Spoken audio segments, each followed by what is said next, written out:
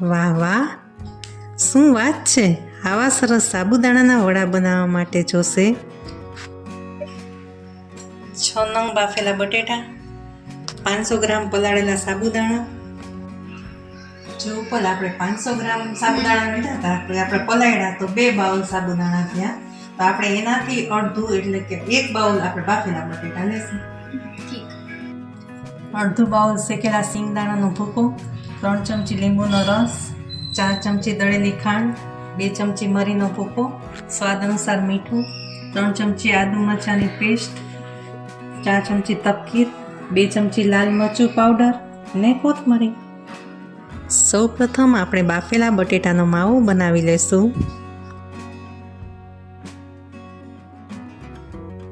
Mummy, આપણા બટેટા વેલા બાફીને ઠંડા કેમ કરી લીધા?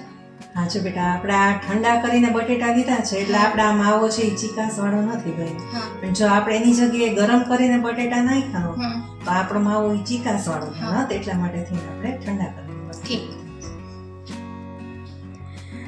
ત્યારબાદ તેમાં બતાવેલા માપ પ્રમાણે પલાળેલા સાબુદાણા એડ કરશું. તેમાં અડધો બાઉલ શેકેલા સિંગદાણાનો અધકચરો ભૂકો નાખશું.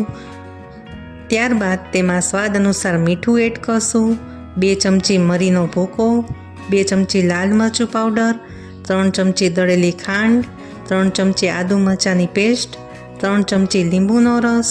આ મિક્સરમાં બાઇન્ડિંગ માટે 4 ચમચી તપકીર ઉમેરશું, જેથી કરીને તે બાઇન્ડિંગનું કામ આપશે. ત્યાર પછી તેમાં કોથમરી એડ કરશું. ત્યારબાદ આ મિક્સરને વ્યવસ્થિત રીતે આપણે મિક્સ કરશું.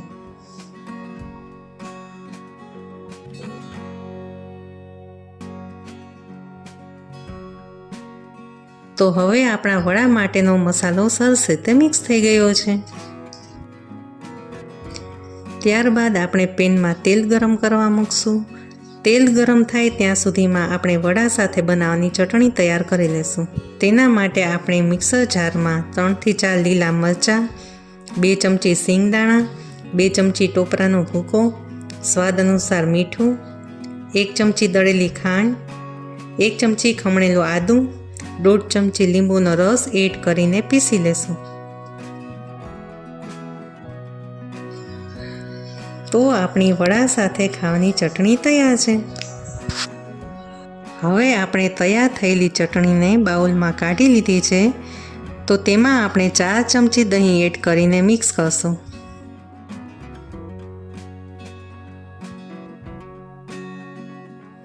હવે આપણી ફરાળી ચટણી તૈયાર છે. હવે બનાવેલા મિક્સરમાંથી આપણે વડા બનાવશું. તમે આ વડાના મિક્સિંગમાંથી બટેટા વડા જેવા ગોળા પણ બનાવી શકો છો.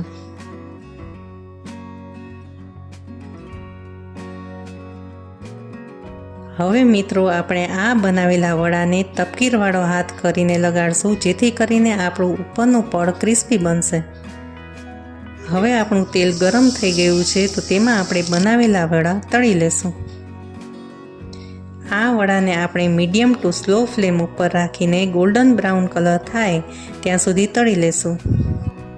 હવે આ વડાને પલટાવી અને બીજી સાઈડ પણ આપણે ક્રિસ્પી થાય ત્યાં સુધી તળી લેશું. તો મિત્રો, તમે જોઈ શકો છો કે આપણા વડા સરસ મજાના ક્રિસ્પી થઈ ગયા છે. તો તેને આપણે પ્લેટમાં કાઢી લેશું.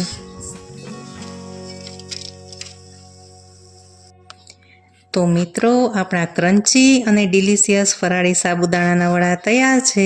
તો તેને આપણે સર્વિંગ પ્લેટમાં ઘરે બનાવેલા કેચઅપ અને તૈયાર કરેલી ફરાળી ચટણી સાથે સર્વ કરશું. તો તમને અમારી રેસીપી ગમી હોય તો લાઈક કરો, શેર કરો અને સબસ્ક્રાઈબ કરો અને બેલ આઇકન દબાવવાનું ભૂલશો નહીં.